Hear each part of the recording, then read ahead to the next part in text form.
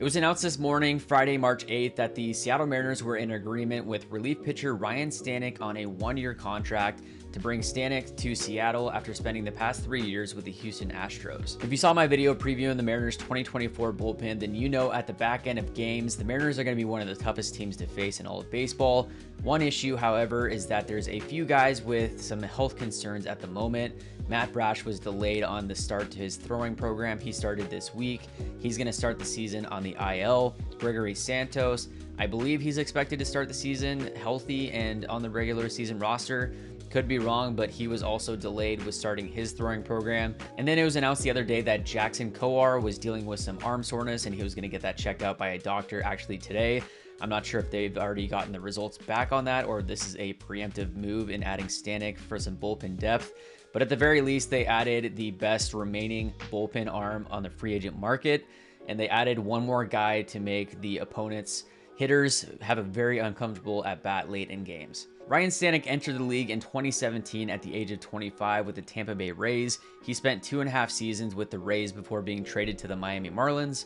He then signed a free agent deal with the Houston Astros heading into the 2021 season, spent 3 years with them, and in 2022 had absolutely insane numbers, hit a 1.15 ERA, over 54 2/3 innings pitched in 59 games. He had a 1.226 whip, a 10.2 strikeouts per 9, and a 5.1 walks per 9.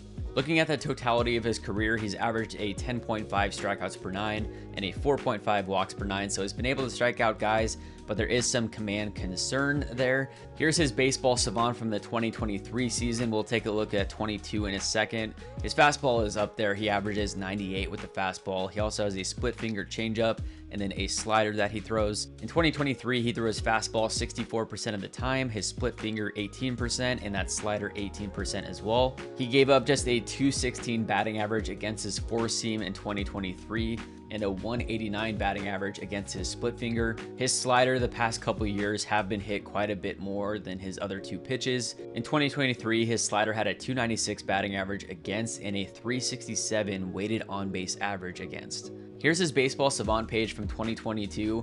This is a bit interesting because, as I mentioned, he had a 1.15 ERA, but he was in the first percentile in walk percentage. He walked 13.8% of the batters that he faced. His pitch distribution from 2022 to 23 were right around the same. He was just able to get guys to whiff a lot more. He had a better strikeout percentage, and he didn't allow hitters to barrel up the ball. Here's the current Mariners bullpen depth chart. You've got Andres Munoz closing it out. You've got Brash, Gregory Santos, Gabe Speier in the back end as well. You have Taylor Saucedo, Trent Thornton, and then Austin Voth. It was my assumption that Jackson Kowar and Carlos Vargas would be making the Major League roster in the bullpen, but with Jackson Kowar's health issues, we'll see if Carlos Vargas is able to cement a spot for himself in the bullpen. The next two guys out from this bullpen are going to be Austin Voth and then Trent Thornton likely. So the bullpen now in late innings could be Andres Munoz, Brash, Gregory Santos, Gabe Speier, Taylor Saucedo, Ryne Stanek, and Carlos Vargas. And we'll have to see what the report comes back as with Jackson Kowar and his visit to the doctor. And while Jackson Kowar has an extremely high ceiling, he hasn't proved it up to this point in the big leagues. And adding Ryne Stanek as a proven relief guy is a big pickup for the Mariners and really provides that safety cushion in case anything else were to happen within the bullpen.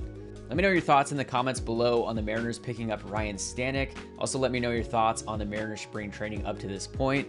We're now just under 3 weeks from opening day at T-Mobile Park in Seattle against the Red Sox. I can't wait for the season to start.